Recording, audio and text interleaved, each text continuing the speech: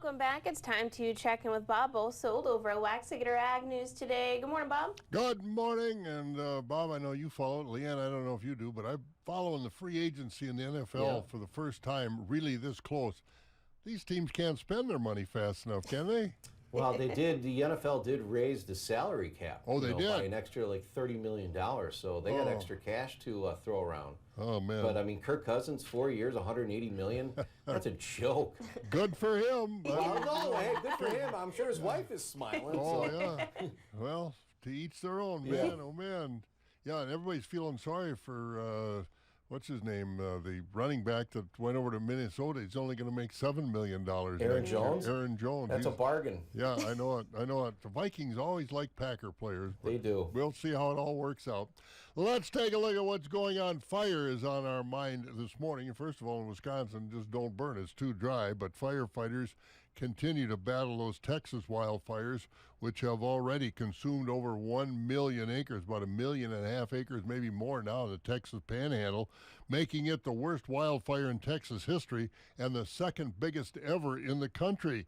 Now we also know that the fire was caused by power lines belonging to XL Energy. The company has released a statement saying that, and we quote, "Based on current information, XL Energy acknowledges that its equipment appears to have been involved in an ignition of the Smokehouse Creek fire," unquote. Texas officials are getting more control of those fires, but the damage has been done in many areas, covering over 1,700 square miles, destroying buildings, grasslands, machineries, thousands of head of cattle. Now that fire has also jumped the border and is burning in parts of Oklahoma. While hog slaughter in this country is consolidated, Tyson Foods now saying it will close its pork processing plant in Perry, Iowa. That plant processes about 9,000 hogs a day and has 1,200 employees. The plant will close on June 28th. Tyson also has plans to close 6 of their chicken processing plants within the next year and even lay off some corporate staff. Well, the recently released 2022 Census of Agriculture shows we do have fewer farms now than ever before in American history, just a little more than 1.9 million. The biggest drop was for farms in the smallest 3 economic categories, while there was an increase in the number of farms with annual revenues of $1 million or more. Those smaller farm numbers fell by 13%, while larger farms increased by 32%, up to nearly 108,000 across the country. The census showed it's the first time we've ever had less than 2 million farms in this country. And last week's USDA Agricultural World Supply and Demand Outlook estimates had few surprises for the grain trade. For corn, there were basically no changes from the February report.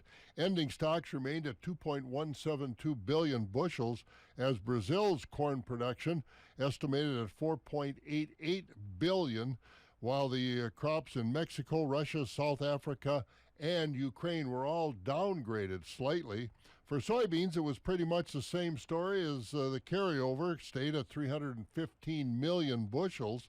Brazil's crop estimates stayed at around 5.7 billion bushels for soybeans. Argentina's bean crop now forecast at 1.84 billion bushels. The report also sees record imports of soybeans this marketing year by the Chinese, up to a record 3.86 billion bushels, and that's a big number.